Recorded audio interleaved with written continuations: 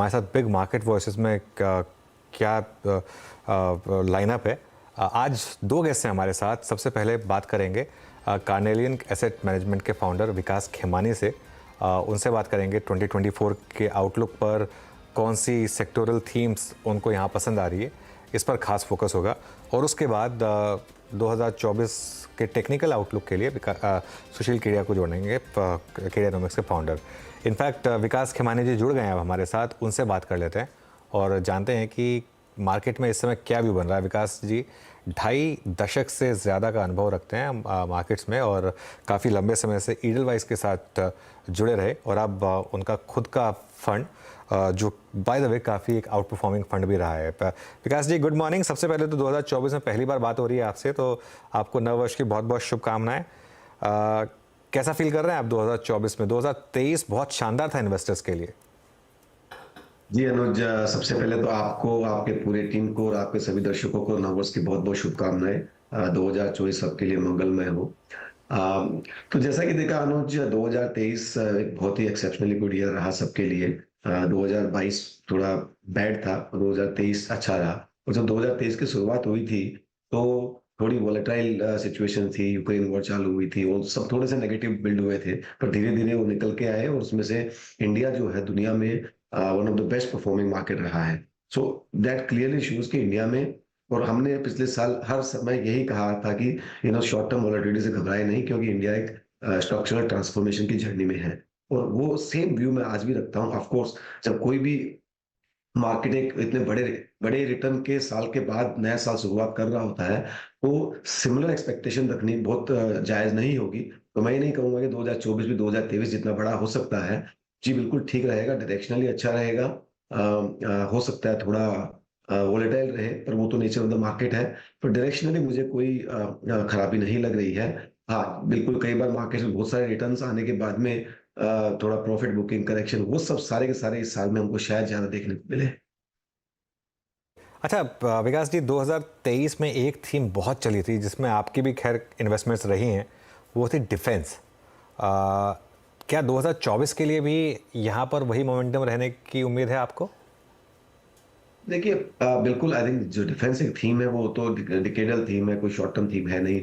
उसमें चैलेंज बस इतना ही रहता है कि आपको कंपनी सही राइट प्राइस में, राइट वैल्यूएशन में मिलनी चाहिए। मुझे थोड़ा सा लगता है कि वो सेक्टर में एक यूफोरिया बन चुका है। तो जिस हिसाब के वैल्यूएशन है वो मुझे लगता है काफी कुछ प्राइसिंग करते हैं।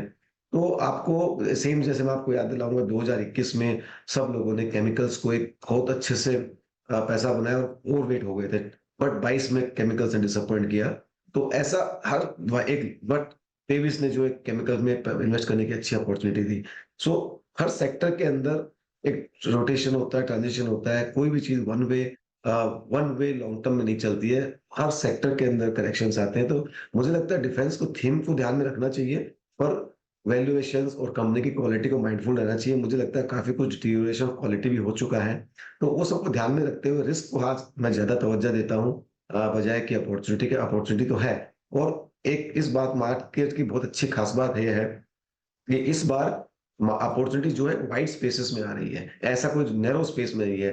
Banking is doing very well. Manufacturing में आपने देखा होगा across various segments of manufacturing, whether it is auto component, chemicals, speciality chemical, consumer electronics, defence, building materials, across very wide range opportunities आ रही है। बैंकिंग अच्छा कर रहा है, आईटी अच्छा कर रहा है। आईटी के अंदर मिड कैप आईटी एक बहुत अच्छी अपॉर्चुनिटी प्रेजेंट कर रहा है। सो कैपिटल गुड्स अच्छा अपॉर्चुनिटी है, इंफ्रास्ट्रक्चर में अच्छी अपॉर्चुनिटी है। सो ये मार्केट नैरो मार्केट नहीं है, वाइड मार्केट है। तो वाइड मार्केट में जब आप अपॉर्चुनिटीज होती है, तो आपको हर एक छोटे थीम को चेंज करने की बजाय आपको ये देखना चाहिए कि रिस्क रिवॉर्ड कहाँ पे बेटर है और वो इन्वेस्ट करके रहना चाहिए। तो हमारा तो अप्रोच वही रहता है सबके अंदर की, एक नैरो थीम को ओवर वैल्यूएशंस के ऊपर इन्वेस्ट ना करें, बल्कि एक बैलेंस अप्रोच लेके चले। ओके विकास जी, मेरी तरफ से भी आपको नववर्ष की शुभकामनाएं। डेली स्टूडियो से वीरेंद्र बोल रहा हूँ। आपकी CY 22 के अंत और 23 की एक अच्छी थीम जिसने पैसा बना के दिया, वो था फार्मा और मिड कैप आईटी। और क्योंकि आप अपॉर्चुनिटीज़, आप रिस्क और आप एक कंफर्टेबल एग्जिट की हमेशा बात करते रहे हैं, इतना अच्छा पैसा बना फार्मा में और मिड कैप आईटी ने डोमिनेट किया। अभी आपका व्यू क्या है? आप क्या पार्शली यहाँ प्रॉफिट बुक करने के बारे में सोचेंगे इन दो थीम्स के बारे में, या फिर आपको लगता है कि नहीं अभी 24 इनको बिलोंग करेगा? नहीं, बिल्कुल मुझे लगता है 2024 में दोनों फार्मा और आईटी एक अच्छे परफॉर्मर रहेंगे। फार्मा में तो एक 7-8 साल की मंदी के बाद जो अभी शुरुआत हुई है, तो फार्मा को आप एक शॉर्ट टर्म ट्रेंड ना देखें। मुझे लगता है अगले 3-4 साल में ये एक स्टार सेक्टर रहेगा, जो जो जो अच्छा कर सकता है। और सेम वे हम तो आईटी के लिए भी बोलते हैं कि आईटी में एक अच्छा ग्रोथ का माहौल रहेगा। और यूएस में अगर इंटरेस्ट रेट्स नीचे आना चालू हुआ, तो जो डेवलपमेंटल एक्सपेंडिचर है वो ओपन अप होगा, और उसकी फायदा सारे आईटी सेक्टर को होगा। तो with in IT also mid cap जो है वो थोड़े फास्ट ग्रो कर सकते हैं। और जिसका हमने वो पूरे साल एक नेगेटिव आईटी का माहौल बना हुआ था, उसके बावजूद भी हमने देखा कि जो हमारे पोर्टफोलियो के मिड कैप आईटी स्टॉक्स थे, जिन्होंने 100 से 250% रिटर्न दिया। तो नैरेटिव के बजाय आई थिंक आप डेटा को देख के इन्वेस्ट करेंगे तो मुझे लगता है कि आपको ज्यादा कन्विक्शन आएगा। तो हम दोनों थीम पे जो आपने अभी हाईलाइट किया, फार्मा और आईटी, और specially mid cap IT, bullish continue है। अच्छा, एक और थीम, अब क्योंकि विकास जी अब ये टाइम फ्रेम ऐसा है और बाजार इतना चल चुका है कि हमें उन सारे इन द मनी सेक्टर से बातचीत करनी पड़ेगी। जो पीएसयू बैंक्स आपकी थीम थी, उसने प्राइवेट बैंक से कहीं अच्छा स्विंग दिया, एंड स्पेशली एसबीआई से भी अच्छा स्विंग कैनरा बैंक ने, बैंक ऑफ बड़ौदा ने दिया। इस बार की क्वार्टरली नंबर से आपकी एक्सपेक्टेशन क्या है, और अभी भी पीएसयू बैंक्स पे कमिटेड रहना है आपके मुताबिक? भी हमने बहुत समय, मतलब पीएसयू बैंक में हम लोग पिछले पूरे साल इन्वेस्ट रहे हैं, और हम लोग काफी बुलिश हैं उस सेगमेंट में। हमारा ये मानना है कि पीएसयू बैंक्स में एक बहुत बड़ी ट्रांसफॉर्मेटिव जर्नी अंडरवे है, जो पूरे सेक्टर को रीरेट करेगी और कर रही है और करेगी। आप देखेंगे तो पीएसयू बैंक्स में 3 बड़ी हिस्टोरिकल प्रॉब्लम रही थी: asset quality, governance and technology. तो आप देखेंगे तो पिछले 5 साल में एसेट क्वालिटी एड्रेस हो चुकी है, सब कुछ प्रोवाइड हो चुका है, इनफैक्ट एक्स्ट्रा प्रोवाइड हो चुका है। गवर्नेंस पिछले 4-5 सालों में सरकार ने सारे बैंकों को मर्जर किया और उनपे एक अच्छे हाई क्वालिटी लीडरशिप टीम को बनाया है, जिनसे हम काफी मिलते हैं। और उनको लगता है कि सब पीएसयू बैंक्स में exceptionally high quality CEOs and management team है, जो इसको ट्रांसफॉर्म कर रही है। और तीसरी बात है टेक्नोलॉजी। तो आप देखेंगे तो एक 10-15 साल पहले टेक्नोलॉजी जो होता था वो बिग इश्यू होता था, आपको बनानी पड़ती थी, पर अभी वो प्लग एंड प्ले हो गया है। Technology is no more differentiator. तो सारे पीएसयू बैंक्स ने काफी बड़ा अमाउंट इन्वेस्टमेंट किया है पिछले 3-4 सालों में जिनकी टेक्नोलॉजी बिल्ड करने में। तो अभी जो difference between private and public sector has reduced drastically. अगर आप देखेंगे तो पीएसयू बैंक्स की आरओई 18 से 20% के मोस्ट ऑफ द बैंक्स की रेंज में आ रही है। तो जब ऐसा है तो कोई स्टॉक्स एक टाइम बुक पे क्यों ट्रेड करेगा? मुझे लगता है री रेटिंग की जर्नी जो है चालू रहेगी, और ये आने वाले कई समय तक चालू रहेगी। जो नैरो गैप होगा उससे उसकी रेटिंग, तो ये हमारा व्यू है। तो हम इसको एक शॉर्ट टर्म नजरिए से नहीं देख रहे हैं, हम इसको एक medium term to long term नजरिए से देख रहे हैं। ओके, अच्छा विकास जी, इंफ्रास्ट्रक्चर पर क्या व्यू बन रहा है? जैसे ईपीसी प्लेयर्स हैं, कंस्ट्रक्शन प्लेयर्स हैं, क्योंकि एक व्यू ये है कि एक तो प्री इलेक्शन रैली प्लस कहीं भी चले जाएं आप डेवलपमेंट हो रही है।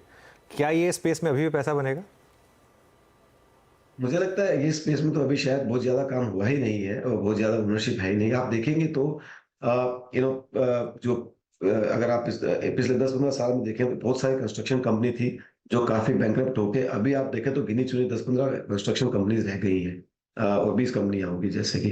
पर जो काम इतना बड़ा हो रहा देश में, जो सबको दिखता है, जैसा आपने कहा कि roads, railways, port, airport, infrastructure, everything is getting built. तो ये बनाने के लिए कोई तो करेगा, और इसके लिए क्या होता है, आपको 2 चीज चाहिए: एक्सिक्यूशन कैपेबिलिटी और बैलेंस शीट। ये दोनों का कॉम्बिनेशन होना बहुत जरूरी है, और इसमें जो जो कंपनियों के पास ये दोनों का कॉम्बिनेशन है वो अच्छा करेंगी। तो मैं इस मामले में मानता हूँ कि ईपीसी कंपनियां जो है, और दूसरा क्या हो गया है कि गवर्नेंस भी इंप्रूव होती जा रही है। तो इसीलिए आप देखेंगे तो एल&टी जैसी कंपनी इसमें जो हर सेगमेंट में अवेलेबल है, बहुत ही सुपर रिटर्न दिया है।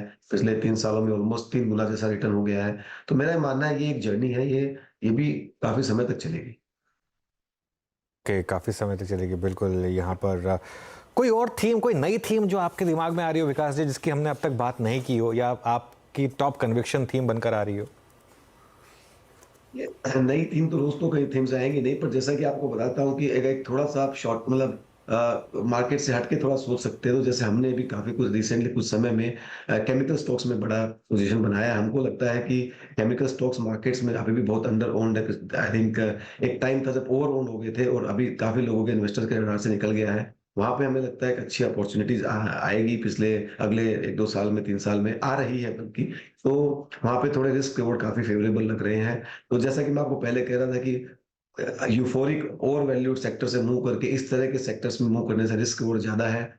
तो उस तरह की चीज़ें आप देख सकते हो। तो मुझे लगता है वो एक सेगमेंट है जहाँ पे अभी भी मुझे लगता है इन्वेस्टर्स का ध्यान थोड़ा कम है। अच्छा विकास जी, जो मैंने प्रश्न आपसे पूछा था फार्मा का, फार्मा पे आपका स्ट्रॉन्ग कन्विक्शन अभी भी परसिस्ट करता है। फार्मा के साथ दो चीज़ें और चली, कुछ हद तक चली डायग्नोस्टिक स्पेस भी, और एक स्पेस जहाँ पे लोगों ने पैसा अच्छा बनाया, जहाँ पे जो लोग बैठे रहे, कमिटेड रहे, वो थे हॉस्पिटल स्टॉक्स सब, और एकमात्र डेरिवेटिव्स में है, बाकी सब कैश के स्टॉक्स हैं। इस पे कोई आपका व्यू विकास जी?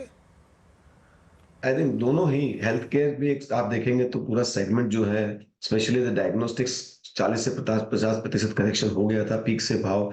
तो आई थिंक वो एक करेक्शन हुआ, अभी कॉम्पिटिटिव इंटेंसिटी कम हो रही है और things are looking better. Same way we believe that जो हॉस्पिटल सेगमेंट है काफी पॉजिटिव सेगमेंट है, क्योंकि जैसे जैसे लोगों की पर कैपिटा इनकम बढ़ती है, एक तो सरकार का बहुत बड़ा फोकस है आरोग्य भारत के नजरिए से, दूसरा जैसे जैसे पर कैपिटा इनकम बढ़ती है हॉस्पिटल की सुविधाएं लोग ज्यादा अवेल करते हैं।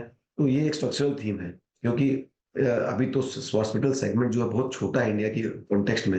140 करोड़ की जनता है, अभी भी बहुत एक छोटा प्रतिशत जो है हॉस्पिटल को एक्सेस कर पाता है। तो अगर आप इसको बड़े नजरिए से देखें तो मुझे लगता है ये काफी प्रॉमिसिंग सेगमेंट है एंड इसमें बने रहना चाहिए। राइट विकास जी, बहुत बहुत शुक्रिया आज हमारे साथ जुड़ने के लिए, और आपको 2024 के लिए फिर से एक बार ऑल द बेस्ट। धन्यवाद अनुज, अच्छा लगा आपसे। बिल्कुल, बहुत अच्छा लगा आपसे बात करके।